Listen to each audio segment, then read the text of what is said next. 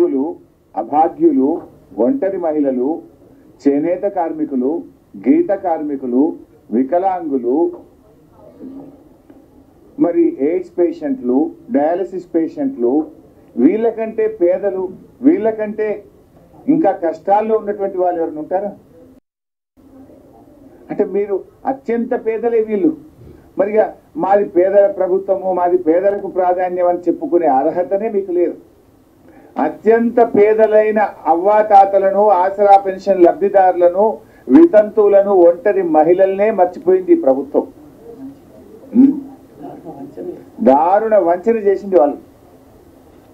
కొండంత ఆశతో ఎదురు చూస్తున్న వృద్ధులకు, వితంతువులకు, ఒంటరి మహిళలకు, దివ్యాంగుల ఆశలు నీరుగార్చింది ప్రభుత్వం.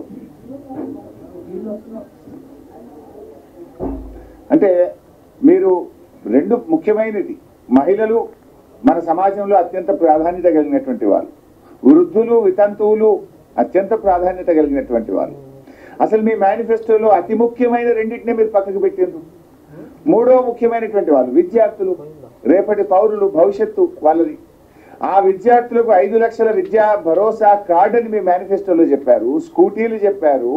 ఎస్సీ ఎస్టీలు 10వ తరగతిలో పాస్ అయితే ప్రతి విద్యార్థికి 10,000 రూపాయలు ఇస్తామన్నారు.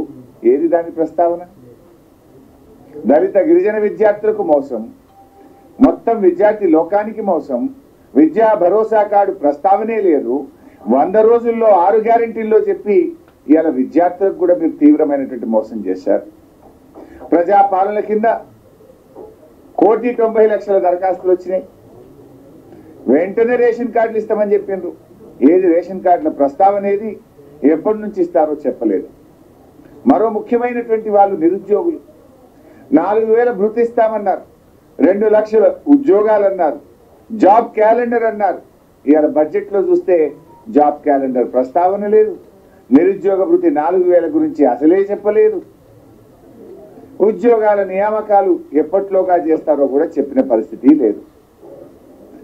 ఇకపోతే ఆటో కార్మికులు, ఈ ప్రభుత్వం వచ్చినాక కొత్తగా ఎవరైనా ఆత్మహత్యలు చేసుకుంటున్నారంటే రాష్ట్రంలో 50కు పైగా ఆటో కార్మికులు ఆత్మహత్య చేసుకున్నారు. మీ యొక్క మేనిఫెస్టోలో పెట్టారు, ఆటో కార్మికులకు సంవత్సరానికి 12,000 ఇస్తామన్నారు. మా వృత్తి పోయింది, మాకేదైనా సహాయం చేయండి అని ఆటో కార్మికులు ఇలా గొంతెత్తి రాష్ట్రం మొత్తం కూడా అడుగుతా ఉంటే ఈ ప్రభుత్వం కనీసం అత్యంత పేదవాళ్ళు, రెక్కాడితే దొక్కాడని వాళ్ళు, వృత్తిని నమ్ముకున్న వాళ్ళు,